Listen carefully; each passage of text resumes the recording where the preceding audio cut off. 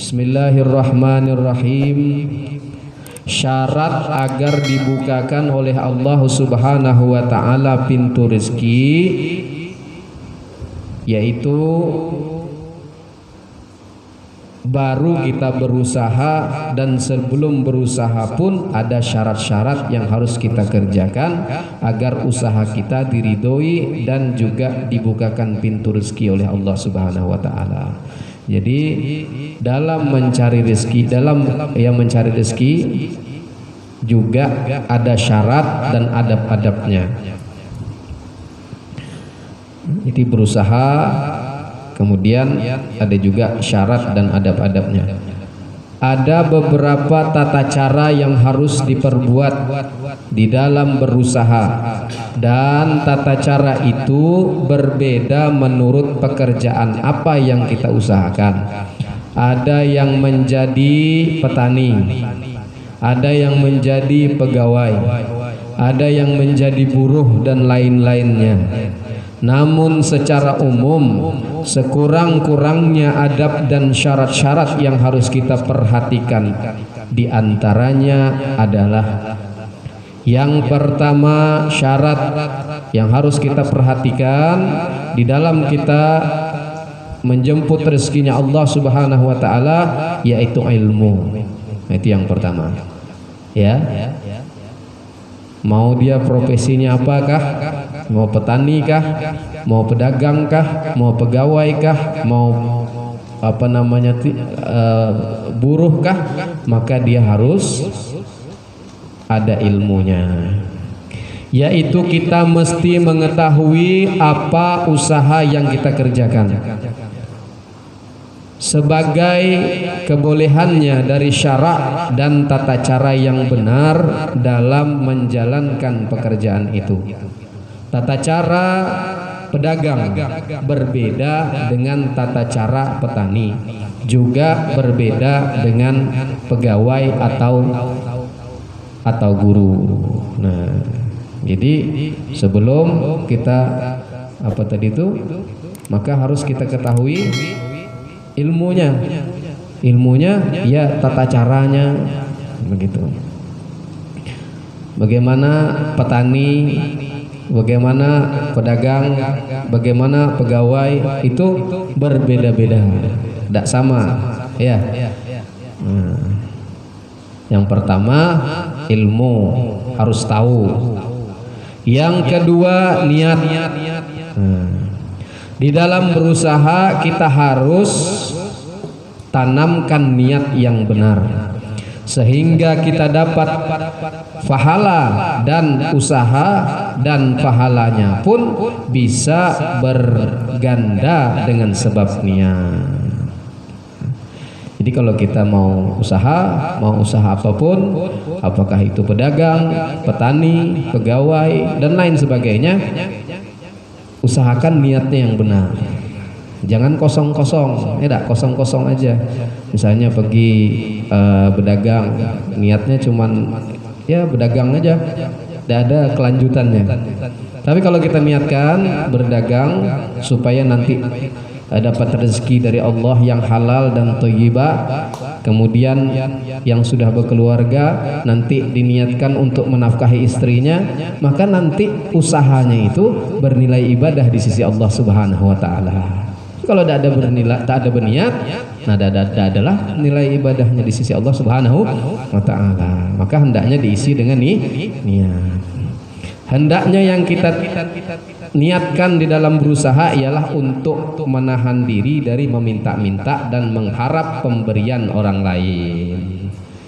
Nah, mau berdagang kah, mau buruh kah, mau pegawai kah, mau pekerjaan apapun, niatkan supaya kita dapat rezeki itu terhindar daripada kita sifat meminta-minta kepada orang lain, gitu. Jadi itu niatnya yang hendaknya ditanamkan di dalam hati kita. Kemudian apabila kelebihan akan kita gunakan untuk kepentingan beramal, juga niat untuk menolong orang lain, memberi nafkah keluarga dan lain-lain. Nah, banyak niatnya, ya.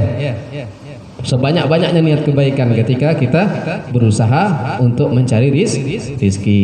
Tadi pertama, supaya kita terhindar dari orang yang meminta-minta. Yang kedua, kalau ada kelebihan daripada hasil yang kita cari tadi, yang kita dapatkan tadi, kita jadikan untuk berbagi. Ya. Nanti lebih nih aku mau nyumbang ke masjid ini. Kalau aku dapat kelebihan harta nih, ya, nanti dari hasil usaha ini aku akan sumbangkan ke sini, ke panti asuhan, ke tempat-tempat yang mana itu bernilai ibadah kalau kita berbagi di tempat itu. Ya. Nah, itu. Sudah tuh. Apalagi diniatkan juga untuk menolong orang lain dan memberi nafkah kepada keluarga. Nah, banyak niat-niat baik itu ya, bukan satu aja. Kalau bisa sebanyak-banyaknya sebelum kita melakukan usaha tadi. Itu yang pertama ilmu, yang kedua niat. Kemudian di dalam berusaha kita harus menjaga diri dari sesuatu yang haram atau syubhat. Jangan sampai usaha itu termasuk di dalamnya nanti didapatkan dengan cara yang haram, atau kemasukan atau kita dapatkan rezeki itu dengan cara yang syubhat, tidak jelas ini haram atau halal ini. Pokoknya tidak jelas. Nah, begitu. Orang yang waro dia menjaga diri dari perkara yang syubhat tadi. Karena kalau keseringan yang subhat tadi bisa berakibat nanti ke haram jatuhnya. Yang kedua, yang ketiga menjaga diri dari berusaha yang haram dan syubhat. Dan yang perlu diperhatikan pula bahwa usaha jangan sampai mengganggu ibadah atau kepentingan akhirat. Nah, ini penting nih. Jangan sampai usaha kita itu mengganggu ibadah kita kepada Allah Subhanahu wa ta'ala. Kalau kita berusaha begawe sampai gawian kita itu menyebabkan kita meninggalkan perintah Allah, 5 waktu hilang, ya, gara-gara begawe 5 waktu tidak sempat ngerjakan, ini lebih parah lagi. Ya, terganggu ibadah kita. Nah, jangan sampai pekerjaan itu menyebabkan ibadah kita terganggu. Karena apa namanya, Allah itu kan di dalam Al-Quran mengatakan wa ma khalaqtul jinna wal insa illa liya'budun. Tidak aku ciptakan jin dan manusia melainkan hanya untuk beribadah kepadaku. Niat kita untuk apa namanya tadi, berusaha tadi untuk apa? Untuk bekerja tadi untuk apa? Supaya kita dapat rezeki, bisa kita pergunakan rezeki itu untuk makan, ya. Nanti dengan makan ini badan kita bisa bertenaga, kemudian bertenaga tadi supaya kita bisa beribadah kepada Allah Subhanahu wa ta'ala. Itu niatnya, ya. Niat bekerja supaya kita dapat rezeki, kemudian rezekinya kita gunakan untuk beli perlengkapan ibadah, misalnya beli baju, ya, baju yang bisa digunakan untuk sembahyang. Nah, pokoknya ujungnya tuh tetap usaha tadi untuk keperluan ibadah kepada Allah Subhanahu wa ta'ala. Jangan terbalik, ya. Jangan terbalik, kerja kita menyebabkan ibadah kita terganggu, sembahyang kita tertinggal, gara-gara sibuk di pekerjaannya Allah murka kalau sudah kayak gini. Karena Allah perintahkan kita hidup itu hanya untuk mengabdi atau beribadah kepada Allah Subhanahu wa ta'ala. Jangan juga pekerjaan kita itu menyebabkan kita jauh daripada Allah. Sembahyang 5 waktu tak ada tertinggal dah. Ya, sembahyang 5 waktunya tidak tertinggal, tidak terganggu. Tapi dulu sebelum dia bekerja rajin sholat sunatnya, duhanya tak pernah ketinggalan, rajin menuntut ilmunya, rajin ini segala macamnya. Sekali bekerja ternyata merosot ibadahnya. Dulu tinggal yang sedikit aja lagi, tinggal pas-pasan, cuman 5 waktu cuman lagi. Yang kemarin tuh jadi makin hilang.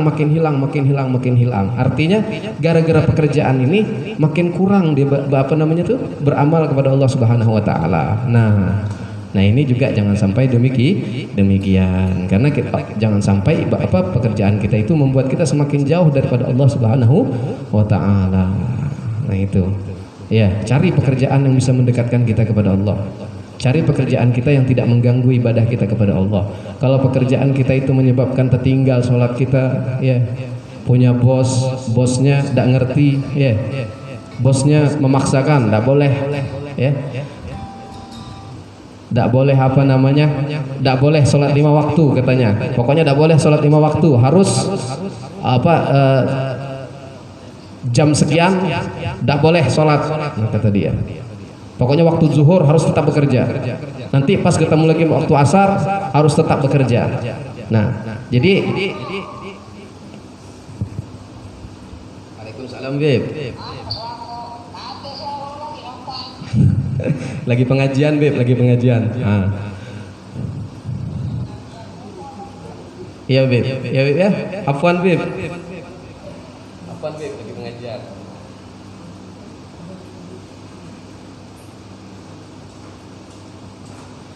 Nah, jadi begitu ya. Usahakan pekerjaan kita, intinya kesimpulannya jangan sampai meninggalkan kita atau membuat terganggu ibadah kita kepada Allah Subhanahu wa Ta'ala. Nanti Allah malah murka, walaupun pekerjaan itu banyak menghasilkan rezeki, tapi rezekinya tak berkah. Gajinya besar, tapi ada aja keluarga yang sakit.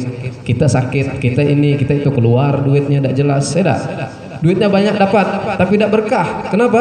Karena pekerjaan tadi mengganggu ya kepada Allah Subhanahu wa Ta'ala. Akhirnya inilah rusak, motorlah bocor, inilah akhirnya rezekinya tidak berkah. Nah, itu yang dikhawatirkan. Naudzubillah min zalik.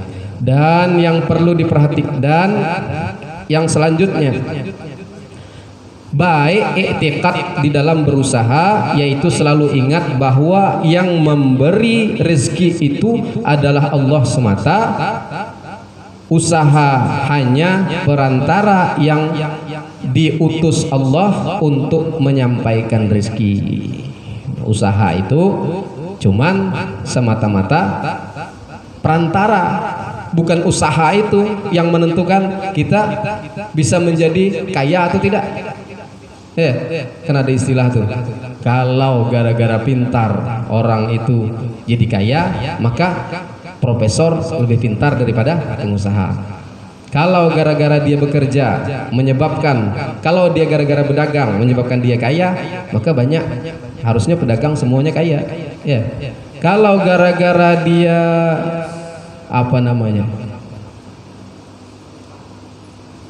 bekerja dia menjadi kaya, maka semua pekerja jadi kaya. Jadi tidak, pekerjaan itu hanya perantara, namun hasilnya adalah Allah yang menentukannya. Jangan sampai kita beriktikad, berkeyakinan sebab kerja itulah kita menjadi dapat rezeki. Jangan sampai beriktikad kerja itulah yang yang kita bisa mendapat rezeki. Itu hanya kerja itu sebab saja, hasilnya tergantung daripada takdir Allah Subhanahu wa Ta'ala. Jangan sampai mempertuhankan usaha. Tahu tidak mempertuhankan usaha? Ini kalau aku tak ada begini, tak dapat duit. Nah, itu mempertuhankan usaha. Jadi kita tetap berusaha, kan ada cerita. Ada tingkatan orang-orang dalam tawakal itu. Ada 3. Yang pertama tawakal orang awam.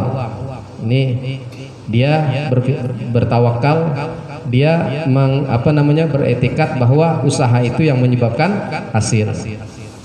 Ada lagi orang menengah, dia tanpa berusaha tapi rezekinya datang. Ada lagi tingkatan yang paling tinggi, dia tetap berusaha tapi etikatnya bukan usahanya itu yang menyebabkan dia mendapatkan rezeki daripada Allah Subhanahu wa Ta'ala. Ini kan sudah kita jelas Ar-Razzaq kemarin ya. Nah, bagi orang yang awam tadi, jangan sampai kita termasuk dalam golongan yang ini, yang beretikat usaha itulah yang menghasilkan duit, yang menghasilkan rezeki.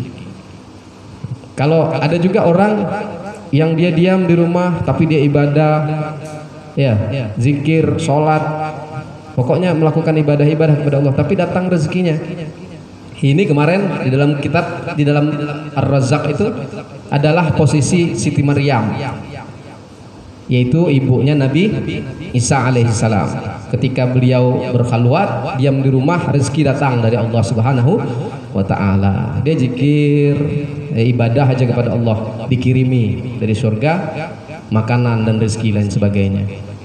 Nah, ada lagi yang paling tinggi, dia tetap berusaha turun berdagang, tapi hasilnya dia tidak sandarkan kepada usaha tadi, dia sandarkan kepada Allah Subhanahu wa taala. Dia berusaha, mau diuntung mau tidak, tetap dia etikatkan kepada Allah Subhanahu wa taala. Ini yang paling bagus nih, yang ketiga tadi. Dan Sayyidah Maryam itu akhirnya ketika melahirkan Nabi Isa sampai kepada posisi yang ketiga ini. Kenapa? Ketika Sayyidah Maryam melahirkan itu, beliau pernah dengan Nabi Isa itu duduk di samping pohon korma. Nah, pohon korma. Nabi Isa itu kalau dalam riwayat itu kalau tidak salah beliau menangis, lapar. Ya. Dan Sayyidah Maryam menggoyang-goyangkan pohon kurma itu sehingga kormanya pun jatuh. Nah, goyang-goyangkan pohon tadi Sayyidah Maryam berusaha namanya. Ya. Tidak lagi kayak dulu waktu beliau belum melahirkan Nabi Isa, duduk ibadah, cuman datang rezeki. Ketika lahir Nabi Isa, beliau ada usaha dengan diriwayatkan menggoyang-goyang pohon kurma sehingga pohon kurma itu jatuh. Nah, ini dikatakan oleh ulama, ketika lahir Nabi Isa alaihissalam, Sayyidah Maryam telah mencapai kedudukan orang yang ketiga tadi. Nah, makanya kita ada guru-guru kita, sebagian ulama-ulama kita, para habaib, beliau tetap dakwah dan tetap ada usaha, tetap berdagang, tetap ini. Jangan seuzon kita, jangan berpikir ini tuan guru sudah banyak dah dapat rezeki, masih juga mencari dunia. Bukan mencari dunia, beliau ingin menyempurnakan tingkatan tawakal tadi. Beda dengan kita yang awam, ya. Kita yang awam ini masih berpikiran kalau tidak turun berdagang tidak dapat duit. Kalau mereka mau turun usaha dan hasilnya tetap ditentukan oleh Allah Subhanahu wa taala. Dan yang terakhir, selalu berzikir ketika melakukan usaha atau pekerjaan seperti membaca sholawat, istighfar, tasbih dan lainnya. Nah, jadi ketika kita berusaha itu, usahakan jangan sampai lupa berzikir. Tetap yang jaga warung berzikir, ya. Ada yang jaga toko misalnya, ada Al-Quran di samping, baca Al-Quran. Nanti ketika datang pelanggan, berhenti baca Al-Quran, layani pelanggan, nanti pergi pelanggannya baca Al-Quran lagi. Atau dengan zikir astagfirullah, astagfirullah, astagfirullah. Istighfar itu mengundang rizki. Kemudian sholawat terserah, pilih. Yang penting ketika berusaha itu usahakan berzikir. Nah, ini kalau pedagang tuh enak begitu ya. Guru bisa juga guru ya. Nah, istirahat, sholawat berapa puluh kali ya dah, istighfar. Pegawai juga bisa sambil ngetik. Sallallahu alaihi Muhammad, sallallahu alaihi Muhammad, boleh. Atau astagfirullah dalam hati. Kalau misalnya nanti komat kamit sibuk pula orang di samping ya dah. Nah, ini apa pula nih kata dia nih kan, agak ganjil dikit nih kata dia. Nah, tetaplah kita bisa ya. Nah, tapi kalau baca Al-Quran, kalau pegawai agak susah lah ya dah. Sambil main laptop ngetik tangan baca Al-Quran, nah ini agak susah dikit. Kalau zikir masih bisa dilakukan. Jangan sampai pekerjaan kita itu tidak ada sama sekali kita ingat kepada Allah Subhanahu wa ta'ala. Nah, itu yang terakhir,